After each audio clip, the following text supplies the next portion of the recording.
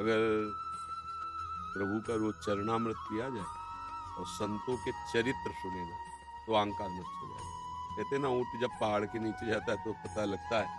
अब बकरी के पास रहेगा तो अपने को बहुत बड़ा देखेगा, और जब पहाड़ के पास जाएगा तो उसको अपने आप समझ में आएगा। ऐसे ही जब हम भक्तों के चरित्र पढ़ते हैं तो लगता है इनकी ऐसी, मैं क्या हूँ, अपने आप समझ में आने लगता है।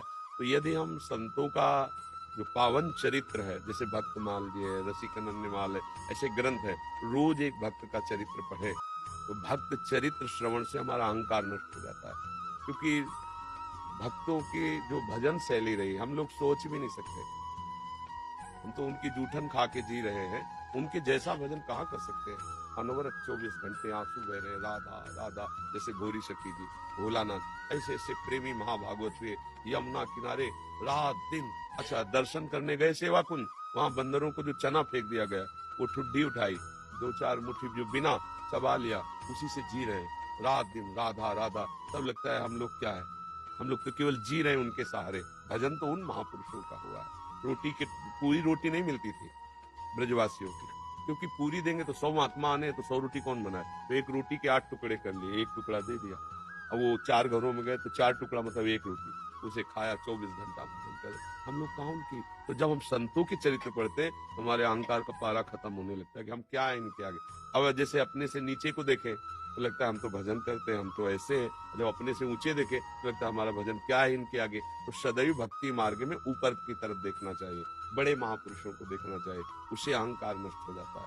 भक्तों का नाम स्मरण, भक्तों का चरित्र भक्ति को मजबूत करता है, भक्ति को प्रकाशित करता है, और भक्ति में अहंकार रोग न लग जाए वो सावधान रखता है। जब हम किसी भक्त का समर्पण देखते हैं तब तो लगता है यार देखो, ऐसे भी भक्त हुए कि साधु रूप में भगवान आए तो आरा चला दिया, भूरत ध्वज का चेत। यहाँ यहाँ हमारी दशा क्या है कि हर चीज अपनी है, गाएंगे जरूर, तन मन धन सब तेरा, क्या लागे मेरा, पर अगर प्रभु कुछ ऐसा तो फिर नहीं होगा। जब सब कुछ समर्पित हो तो आपको अभी गला उतार दे, ऐसा समर्पण। तो जब उनका चैत्र सुनते तो मेरा क्या समर्पण है, मैं तो समर्पण के बहाने अपनी वासनाओं की पूर्ति कर रहा हूँ। समर्पण तो इन महापुरुषों का हुआ जो आरा चलवा दिया, प्रभु के लिए अपने प्यारे पुत्र पर आरा चला। ऐसा त्याग, ऐसा समर्पण।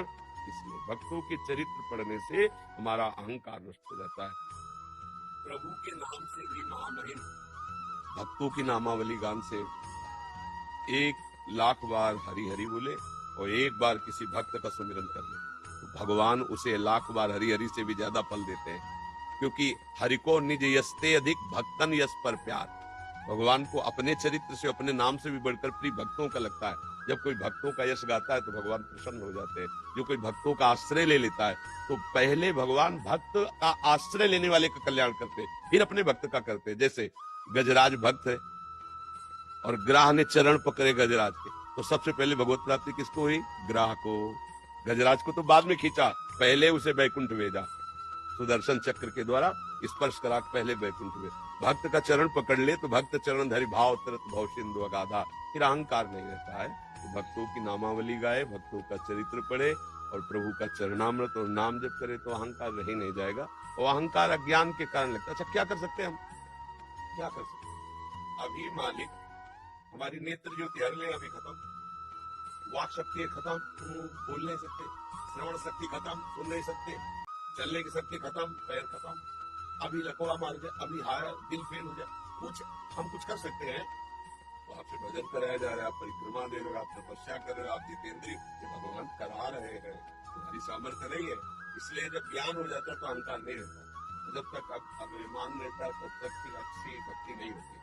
अभिमान में भक्ति मानो जैसे रोगी हो गई हो, वो कर तो रहा है, रंग नहीं आएगा। अभिमान नष्ट होकर जब दैन्यता से होता है तब भक्ति का रंग, और ये आता है भक्तों के संग, प्रेमी महापुरुषों